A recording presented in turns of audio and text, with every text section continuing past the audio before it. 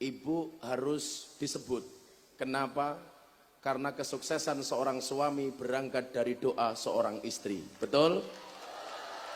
Artinya semakin banyak istri, semakin banyak yang mendoakan.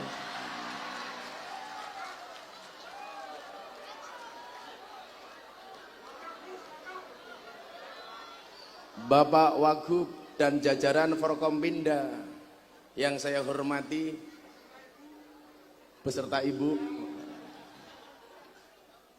kaum muslimin wal muslimat, nampak di sini muslimat, ada fatayat. Apa bedanya fatayat dengan muslimat? Kalau fatayat itu baunya parfum, kalau muslimat baunya balsem. Teman-teman sahabat Ansor, Banser, Pagar Nusa, dan kaum muslimin wal muslimat rahimakumullah. Mudah-mudahan dinginnya Tuban hari ini menjadi tameng panasnya api nerakanya Allah Subhanahu wa ta'ala. Bapak Ibu yang saya muliakan, negara Indonesia adalah satu negara yang sangat terberkati oleh Allah Subhanahu wa ta'ala. Maka sebagai orang Indonesia, kita harus memahami apa itu Indonesia dan apa itu Pancasila. Bapak Ibu, selama 8 bulan saya komunikasi dengan sahabat baru kita. Saya tidak pernah ngajak Mas Dedi untuk masuk Islam. Saya tidak pernah berbicara soal Islam dengan Mas Dedi. Tetapi yang kita bicarakan justru arti dan makna pluralisme di tengah-tengah negara kesatuan Republik Indonesia. Saat itu saya diundang di acara Hitam Putih. Saya sebagai bintang tamu. Kebetulan waktu itu saya ngajak salah satu lonte yang tadi dibilang Pak Bupati. Kalau orang Jawa Timur nyebutnya begenggek, membacanya harus pakai ikhfa. Kalau di Jogja lonte lah. Lonte itu kepanjangannya berkelon tele-tele. Saat itu saya ditanya, kenapa ajaran Islam Gus Miftah itu ramah dan menyenangkan? Dan menurut saudara Deddy Corbuzier, cara dakwah saya itu bisa diterima di Indonesia. Maka saat itu saya ditanya sama Mas Deddy, bagaimana cara Gus Miftah menyikapi pluralisme di tengah-tengah negara kesatuan Republik Indonesia yang begitu majemuk? Maka saya jawab, biar pengajian kita sesuai dengan tema kita hari ini, ngaji kebangsaan. Bapak Ibu, sudah silakan Anda duduk sak penake. Kados ibu-ibu niki subhanallah, lungguh ngarep dhewe tungkae slonjorke, Masya Allah. Padahal kalau kita baca kitab taklim itu ada undang-undang ngaji dengan guru, hendaklah tidak menselonjorkan kaki di hadapan guru.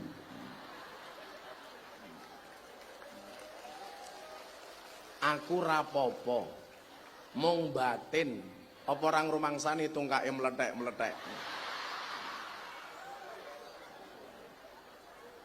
Saat itu saya jawab, Mas Dedi, Indonesia itu negara besar yang di dalamnya ada 6 kamar. Ada kamar Islam, ada kamar Kristen, ada kamar Katolik, ada kamar Hindu, ada kamar Buddha, dan ada kamar Konghucu. Sebagai orang Indonesia yang berideologi dengan Pancasila, yang mengakui Bhinneka Tunggal Ika, saya sampaikan, kalau orang Indonesia itu kembali ke kamarnya masing-masing, tidak akan pernah terjadi masalah. Yang menjadi masalah itu adalah ketika kita kembali ke kamarnya orang lain.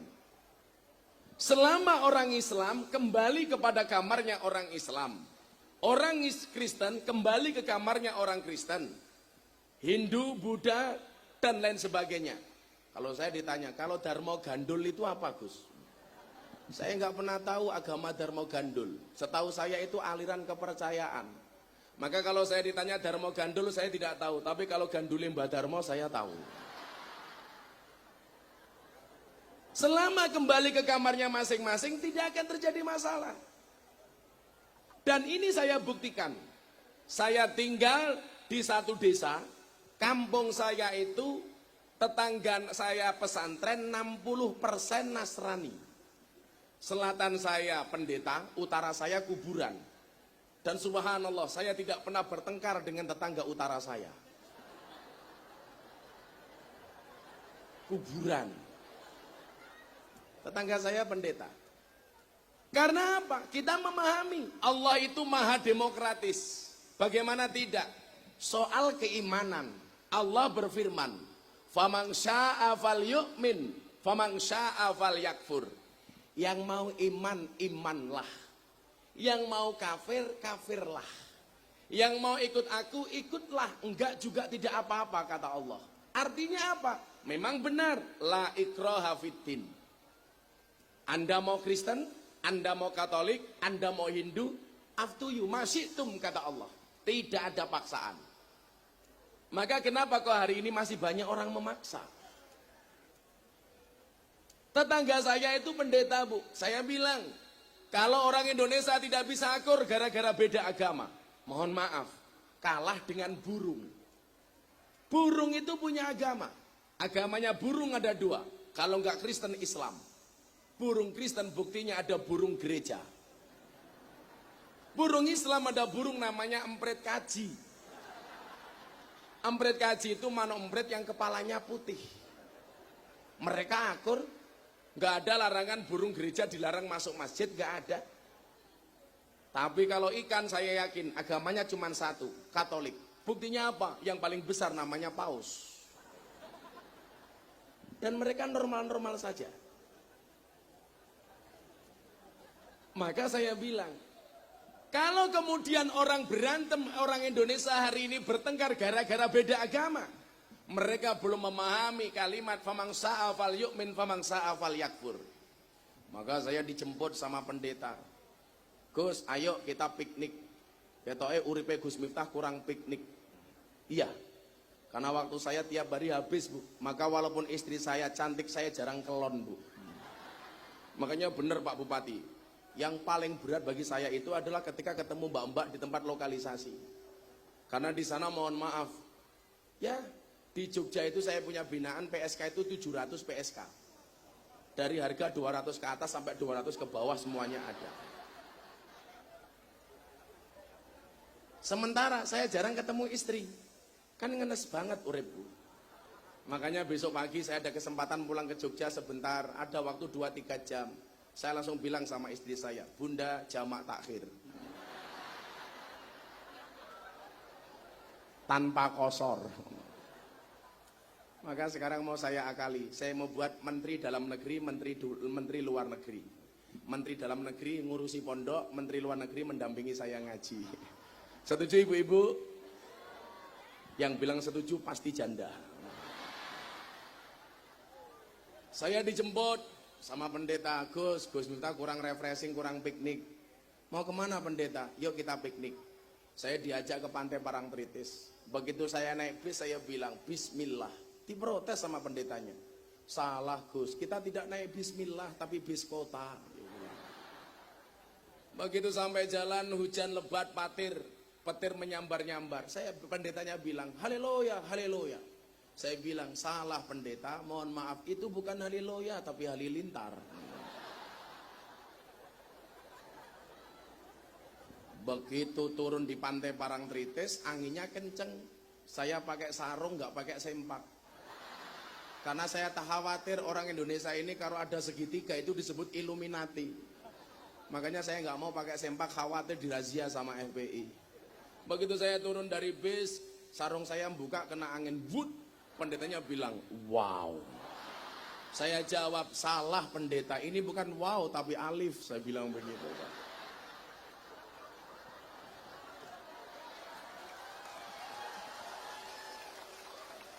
Sing ora lulus turutan mesti ora paham. Dan guyonan seperti ini zaman Gus Dur itu biasa. Orang dulu itu mohon maaf, agama menjadi bahan tertawaan itu biasa. Seperti yang ditunjukkan sama Nuaiman. Yang tadi Pak Bupati bilang, Nuaiman itu ndelogoknya kebangetan. Ada penjual makanan dibawa ke rumahnya Kanjeng Nabi. Kanjeng Nabi makan banyak karena merasa ditraktir sama Nuaiman. Begitu Kanjeng Nabi makan banyak, Nuaiman pergi. Kanjeng Nabi bilang sama Nuaiman, Nuaiman, kenapa kamu membawa penjual makanan kamu tinggal pergi? Apa jawaban Nuaiman? Kanjeng Nabi, nopo pantes kelasé kawula kok nraktir Kanjeng Nabi. Yang paling gosok lagi itu ketika Nuaiman di masa Khalifah Utsman bin Affan. Ada orang buta, tolong saya diantar ke toilet. Yang nganter Nuaiman. Tapi orang buta nggak tahu bahwa ini adalah Nuaiman. Dibawa ke imaman masjid.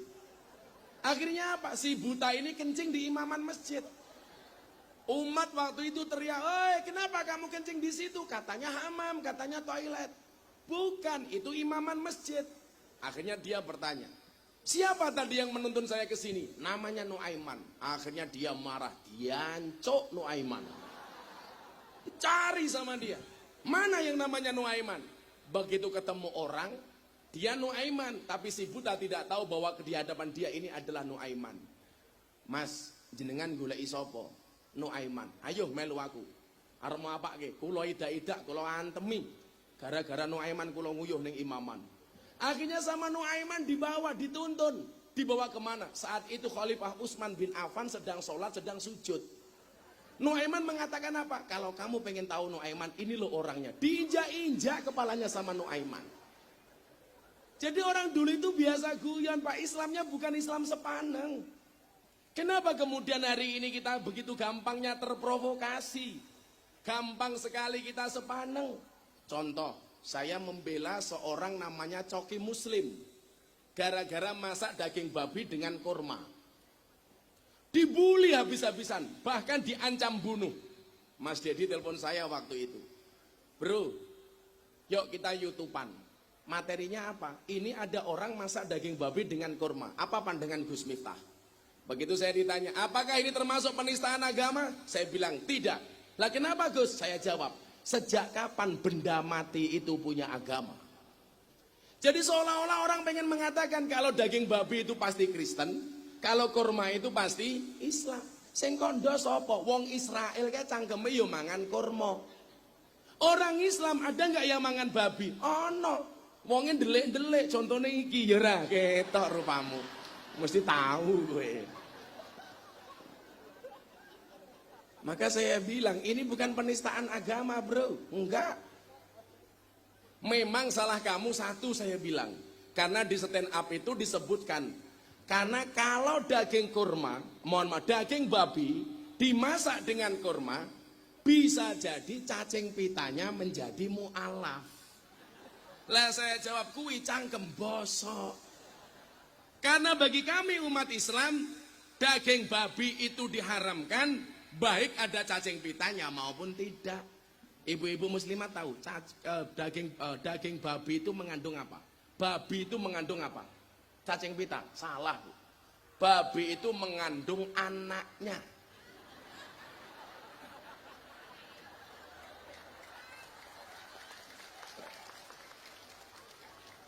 Dalam konteks iman, Allah mengatakan, "Faman sa'afal yu'min, faman sa'afal yakfur."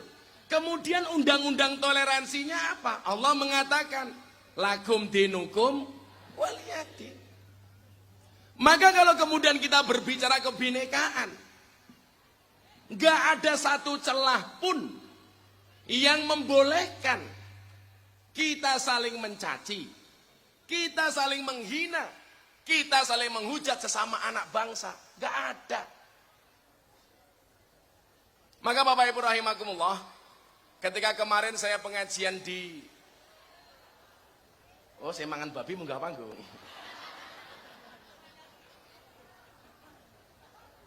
Anak Paganusa jangan di atas, nutupi para janda kan kasihan. Kamu di bawah saja.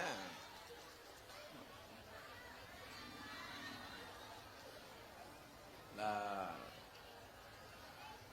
kamu jangan nutupi karena mereka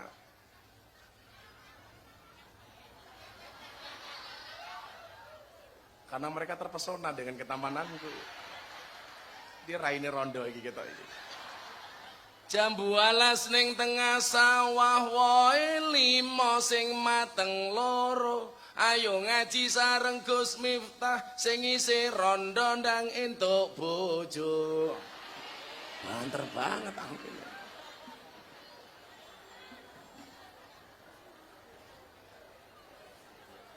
Begitu saya pulang dari Korea Selatan, saya jadi ingat satu ayat di dalam surat Yasin yang Allah mengatakan apa? Al yauma nakhtimu ala afwahihim wa tukallimuna aydihim wa tashhadu arjuluhum bima kanu yaksibun.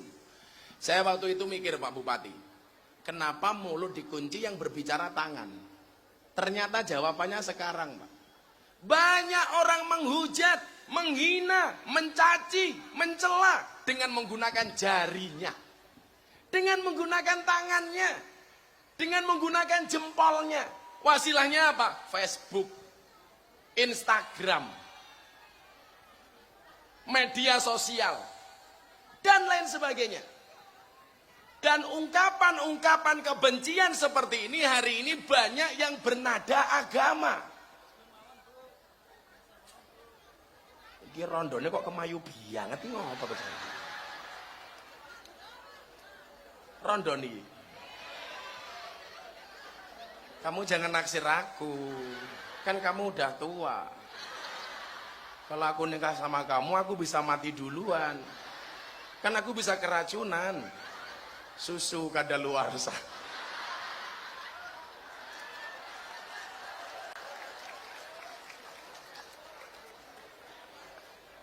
Tangan penyebabnya.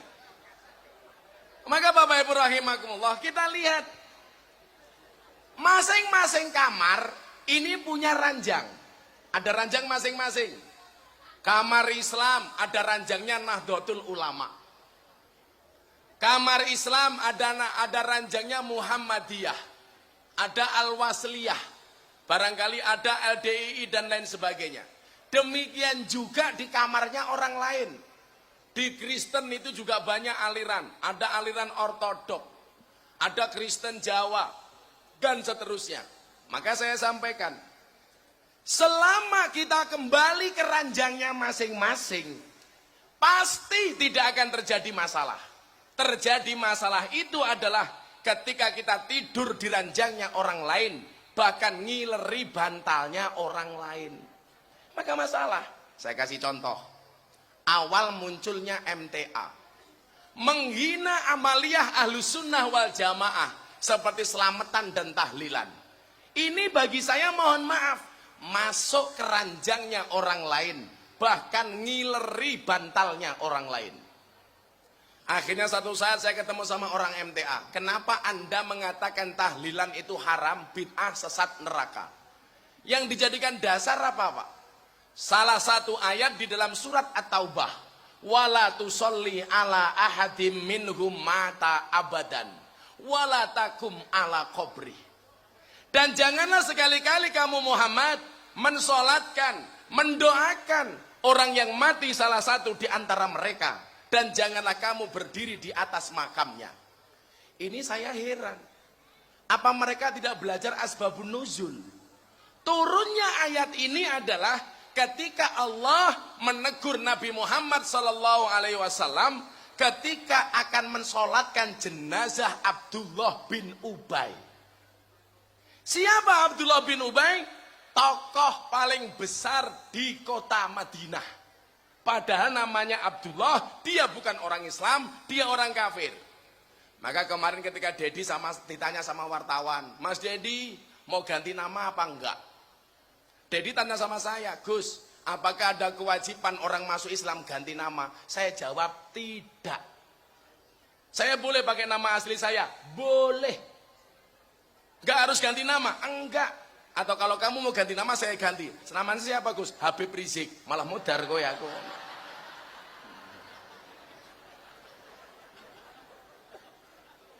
Jadi kadang-kadang Pak Kiai, Pak Bupati, orang masuk Islam itu ditakut-takuti. Kemarin saya Jumat, saya datur di Jawa Timur. Saya sempatkan ke Jakarta, saya Jumatan sama Mas Dedi. Karena itu Jumatan perdana. Begitu kita masuk masjid, pertanyaan wartawan apa? Kok Mas Dedi nggak pakai kopiah? Kok Mas Dedi nggak pakai sarung? Dan lain sebagainya. Ada lucu lagi, wartawan cowok datang. Mas Dedi mau tanya, sudah sunat apa belum? Ya Allah. Lah sing takon wedok, pantes. Lah sing takon lanang. Makanya begitu YouTubean saya tanya, sekarang kamu jujur sama saya. Kamu sudah sunat apa belum? Dia bilang, kalau saya ngomong nanti kamu nggak percaya Gus. Ya sudah, deloken dhewe, modar aku. Wong dhuwure 2 meter, badannya keker. Saya suruh melihat sendiri. Kan nanti kalau saya buka celananya tahu-tahu tungul ngono lah ya.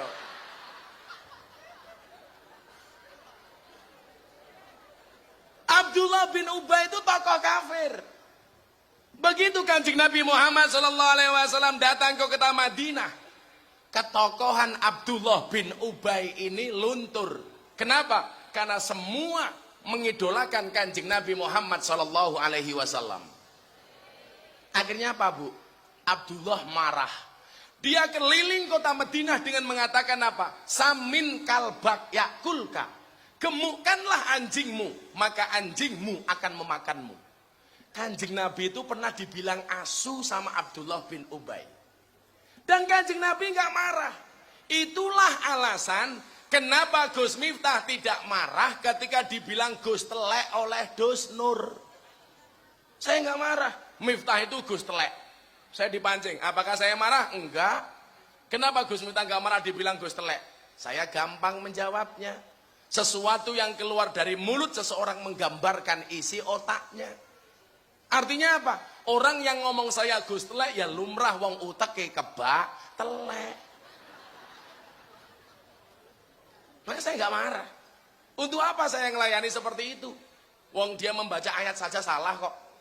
Allah Subhanahu wa taala berfirman di dalam surat Al-Isra ayat 176. Lah goblok banget toh kuwi. Al-Isra itu ayatnya hanya 111.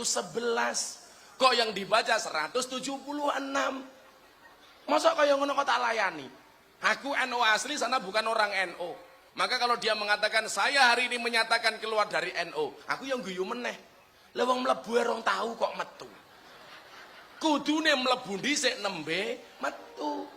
Urung mlebu kok wis metu, jenenge ejakulasi dini. Kan goblok. Untuk apa saya layani? Kalau saya asli NU Pak Surya, saya dapat jabatan di PBNU apa? Wakil Ketua Lembaga Dakwah Nahdlatul Ulama Pusat. Saya asli NU, saya punya kartanu. Ngapain saya ngurusi orang yang sok-sok NU? Begitu pemilu selesai, guayane. Mubahalah. Sumpah mubahalah. Quran 15 ditaruh di atas kepalanya. Dia mengatakan apa? Saya bersumpah kalau KPU curang, pemerintah curang, londe curang. Saya bilang mubahalah itu ada syarat dan rukunnya. Kalau bengok-bengok sendiri di bawah Al-Quran itu namanya bukan mubahalah, tapi sumpah debus. Orang cari-cari masalah. Maka ketika saya dibilang Gus Telek, saya tidak marah, Bu. Untuk apa? Enggak saya layani. Kenapa? Karena Kanjeng Nabi pernah dibilang anjing dan Kanjeng Nabi tidak marah. Didoakan sama Rasulullah, ya Allah berikanlah hidayah kepada Abdullah bin Ubay. Apakah berhasil? Enggak. Tetapi anaknya Abdullah bin Ubay akhirnya masuk ke dalam agama Islam. Ini saya contoh. Dakwah itu mengajari, bukan menghakimi. Kalau dakwah itu menghakimi, kiai itu partnernya bukan Jibril tapi Israel. Kalau saya hanya menghakimi, saya nggak akan datang ke tempat prostitusi. Karena menakutkan, Bu. Saya masuk lokalisasi sejak umur 19 tahun. Saya bilang sama Pak Said Akil ketika di PBNU, kalau Gus Helmi sekjen PBNU saya ajak gimana Pak Said? Apa beliau bilang? Pak Kiai, aja Gus, nanti lah sekjennya melu ora bakal balik meneh. Karena berat Bu, saya pulang dari tempat prostitusi, mbak-mbaknya habis selesai mandi, cuman pakai anduk tok. Saya diampir ke monggo Gus pinara, ya Allah, kan saya andilau antara dilema dan galau. Gue mampir diperkosa, orang diperkosa wae mapan. Ibu tahu, pegenggek PSK Lonte itu pekerjaannya apa? Dodol kroto. Jadi saya dulu Pak Bupati, umur 19 tahun punya tetangga mahasiswa cantik. Modelnya pokoknya subhanallah, celana. Wow. Centil, langsing, mempesona. Oh, SD-SB, semok depan, semok belakang. Kalau ibu-ibu ini STNK lah, setengah tua yang kewer-kewer. Ada kan? Badannya bagus, bajunya bagus, HP-nya baru. Saya tanya, kamu anaknya orang kaya? Enggak. Bapakmu pejabat? Enggak. Bapakmu pengusaha? Enggak. Kok tiap hari baju kamu ganti? Iya Gus, kan saya jualan. Saya tanya, kamu jualan apa Nduk? Saya jualan kroto. Saya mikir jualan kroto kok bisa kaya. Di Jogja itu kan ada pasar burung namanya Ngasem. Pasar Ngasem, pasar manuk. Bagule manuk tak takoni, aku duwe tangga sugih jarene dodolan kroto. Kroto niku napa, Pak? Oh walah Gus, kroto niku pakan manuk. Dadi mbake iki iso sugih mergo dodol pakan manuk.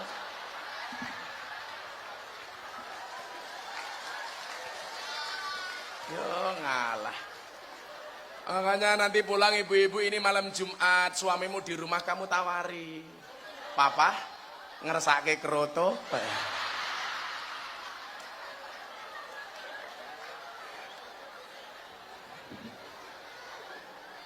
Nanti Pak Wabub pulang, mumpung pakai sarung, langsung istrinya dicari. Kroto, kroto. Rampung.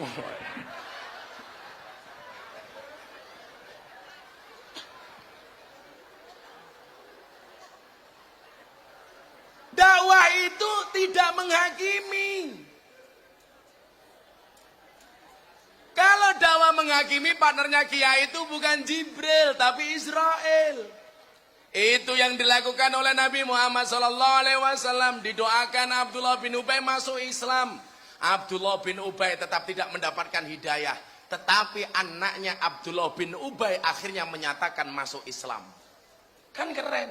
Coba kalau orang itu yang dilihat cuma masa lalunya, apa mungkin anaknya Abu Jahal itu masuk Islam? Gak mungkin. Anaknya Abu Jahal masuk Islam namanya siapa? Iklimah. Anaknya Abu Lahab masuk Islam namanya siapa? Darroh. Coba sampai teman-temannya Darroh ini bilang, bapakmu itu kafir binasil Quran, kamu gak mungkin selamat. Akhirnya wadul dengan Kanjeng Nabi. Kanjeng Nabi, saya katanya dikatakan anaknya orang kafir binasil Quran. Sampai nama bapak saya dari surat dalam Al-Quran. Katanya saya tidak bisa selamat. Apa kata Rasulullah? Apakah kalian tega menyakiti, membuat malu keponakanku di hadapanku? Maka orang-orang Madinah saat itu toleran. Bentuknya apa? Setiap sholat berjamaah, makmumnya ada darah, imamnya nggak berani membaca surat Tabat Yada. Ini kan toleran. Bahkan guru saya, guru kita semua di Pekalongan Habib Lutfi, begitu ngimami sholat taraweh yang dibaca surat Tabat Yada Abil Habi Watab, beliau membacanya secara sir. Ketika saya tanya, Abah, kenapa dibaca secara sir? Apa jawaban Habib Lutfi? Karena bagaimanapun juga Abu Lahab itu pamannya Kanjeng Nabi. Ini kan ajaran toleran. Begitu Abdullah bin Ubay mati, anaknya sowan Kanjeng Nabi. Kanjeng Nabi, bapak kula mati. Mau nggak Anda layat? Oke, saya datang. Kanjeng Nabi datang layat kepada musuhnya. Orang yang memusuhi Kanjeng Nabi. Orang-orang Madinah saat itu tertegun. Wow, luar biasa sekali si Muhammad. Begitu sampai rumahnya Abdullah bin Ubay, anaknya matur, Kanjeng Nabi, mau nggak engkau memberikan syafaat kepada bapak saya? Tolong ludahi bapak saya. Diludahi sama Kanjeng Nabi. Cuh. Maka Bapak Ibu mohon maaf, kalau Anda hari ini bawa air putih Pak Kiai tolong didoakan, itu ada asbabul wurudnya. Maka saya pernah tersinggung dengan Khalid Basalamah ketika dia mengatakan air putih yang didoakan oleh Kiai itu tidak ada dalilnya. Rebutan minuman punya Kiai itu tidak ada dalilnya. Saat itu saya tersinggung, kenapa? Karena yang jadi video klip itu adalah Mbah Maimun Zubair. Maka saya bilang, saudara Khalid Basalamah, silakan ketemu dengan saya. Kita diskusi, apakah air putih yang didoakan oleh Kiai, rebutan bekas minum Kiai, itu ada dasarnya. Sampai hari ini tidak ada jawaban. Karena ada dasarnya, Bu. Apakah berhenti sampai di situ? Tidak. Anaknya Abdullah matur, Kanjeng Nabi boleh nggak saya minta jubahnya? Untuk apa, Nak? Untuk kain kafan bapak saya. Mikirnya anaknya Abdullah bin Ubay, kalau bapaknya digunakan kain kafan jubahnya Kanjeng Nabi, nggak akan ditanya oleh malaikat munkar nakir.